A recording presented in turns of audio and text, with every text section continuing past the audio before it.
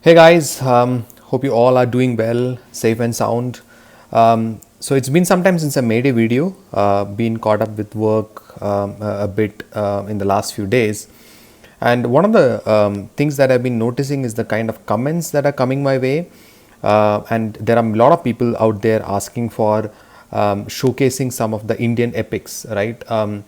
The ones which kind of are like lost in time but then revived again and again. And today I'm going to talk about one such mega epic, the magnum opus, Ramayana, right? So Ramayana, obviously, I think most of the people in India will know the history of Ramayana, written by Valmiki. It speaks about the story of Ram, the prince of Ayodhya, and the story of his exile, the story of his fights with Ravan, the story of his love for Sita, so much, right? And this precedes Mahabharat, which came in later, right? Ramayana, Mahabharat, both of this are something which is very strongly embedded in the Indian culture and the Indian ancestral heritage, right? So I was fortunate enough to get multiple versions of Ramayana that I've read over the period of time, like right from when I was small, and I used to start hearing to the stories of Ramayana from my grandmother, where she used to tell me one story after the other to put me to sleep, and that's where the fascination began. And obviously, even today, in many of the Indian homes, the elderly, they read Ramayana every day as part of their prayers, right? So that is the richness that this I don't know if you call it a mythical story, but this story has brought about, right? Now, this one book which I have here, you can see, is the older version of Ramayana. It is actually 9 rupees, which itself was a high price at that time. But the reason it was 9 rupees was it was not like a typical Amar Chitra Katha book. It was much thicker, right? It had some 100 odd pages.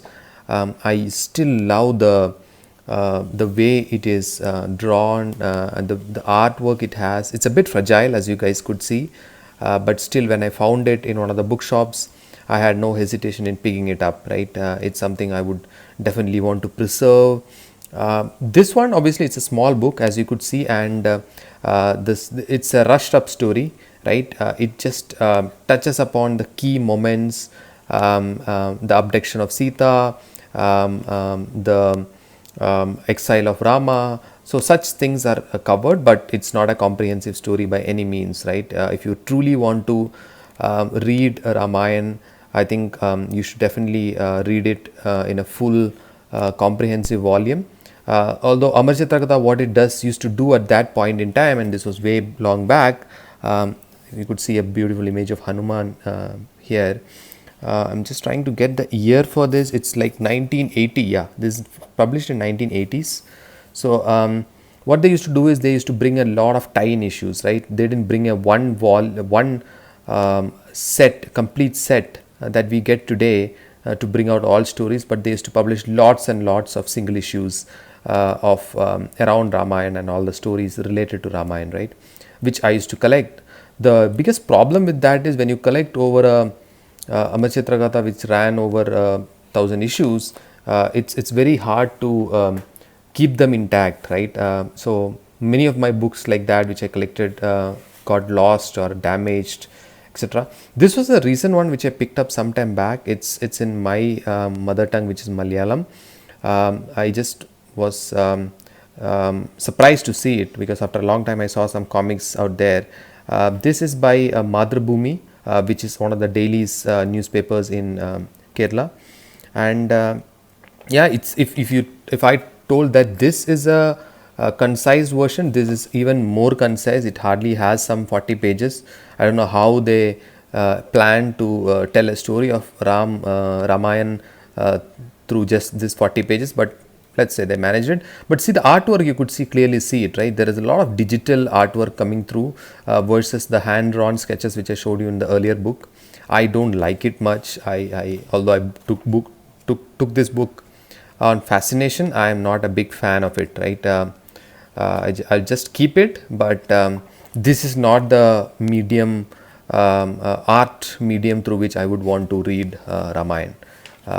I just love the cover art, which is my most fascinated part of this book. But other than that, I think it's something which you can just keep it. So now let's go into the box set of Ramayana, which I have here, Valmiki's Ramayana. It's a beautiful box set. Although it came a bit damaged when I ordered, right? But I got a good deal in Flipkart, and that's why I picked it up, right? And this is, I think, one of the best ways to collect and read it. So it says that the story of Rama and Sita is a timeless tale of heroism, courage, love, and loyalty, composed by Rishi Valmiki in Sanskrit verse almost 5,000 years ago. So it comprises almost 645 chapters in total. So it's such a big magnum opus storyline, right? And maybe this is the best way they could justify the storyline to an extent. Although even this, I don't think will have the complete end-to-end story. There will still be missing gaps, but I like the look and feel of this volume. Artwork is the pages are glossy, which is a difference between most of the other books from Amar Chitra Katha, which is nice. Like, artwork is also good, although I mean, obviously I would still like to read it in the format of the hand-drawn sketches which I showed you earlier, but still, right, you can't go back and collect all the volumes, all the old volumes again. I would rather have it in this format so that I can preserve and read it whenever I feel like. Although if I have one suggestion, I would ask Amar Chitra Katha to go back and print this entire strip in the same old artwork which was there part of the old books. That will be my only submission. Now I'm not going to detail into all these books. I think it will take a lot of time. Maybe I'll do it in some other time if you guys feel that it's really worth it. So I'm just showing you volume 2. This is Ramayana Ayodhya Khand. So each one, like, there are one Khand for each one. So it's one Balakand, which is the childhood coming of age story of Rama, moves to Ayodhya Khand when he goes into exile.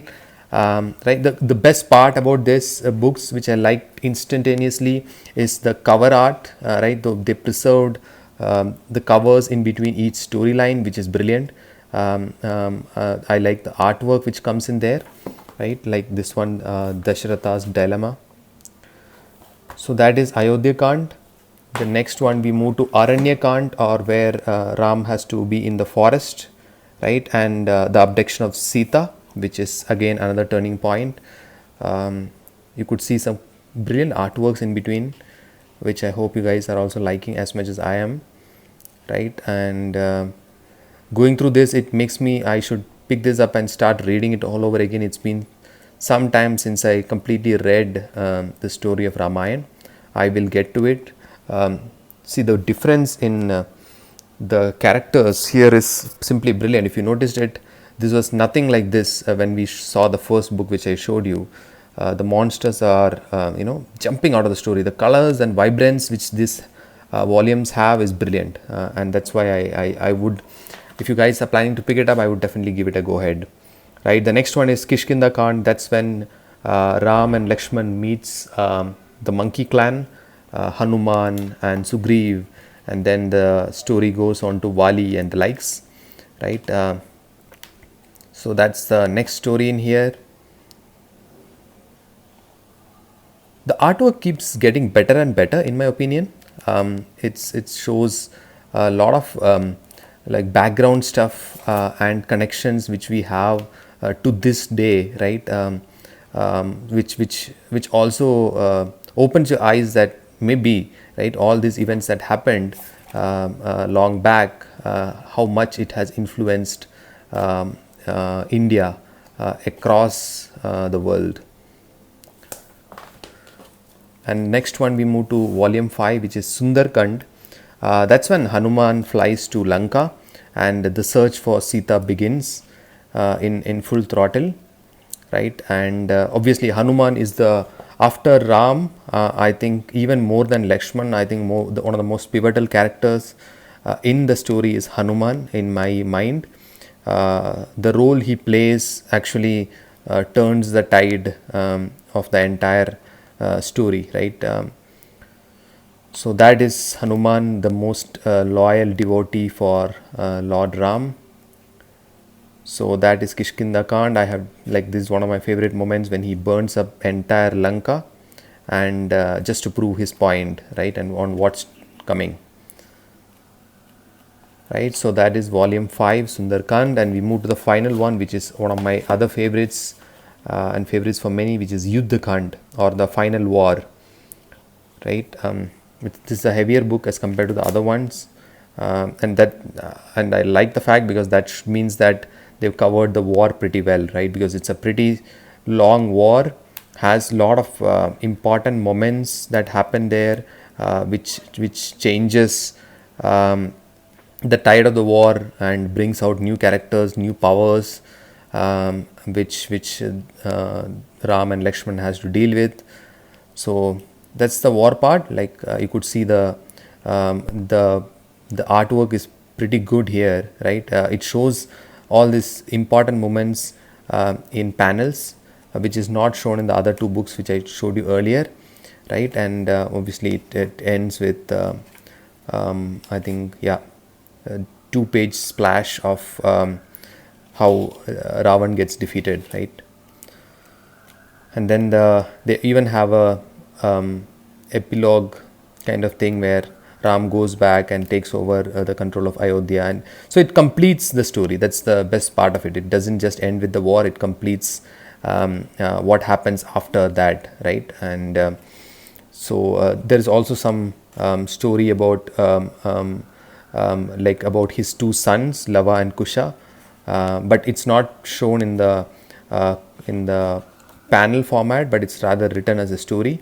But anyways, I think it's a good way to end it, to show you the full breadth of Ramayana. Thanks for watching, and have a nice time, and let me know what you guys want to watch next.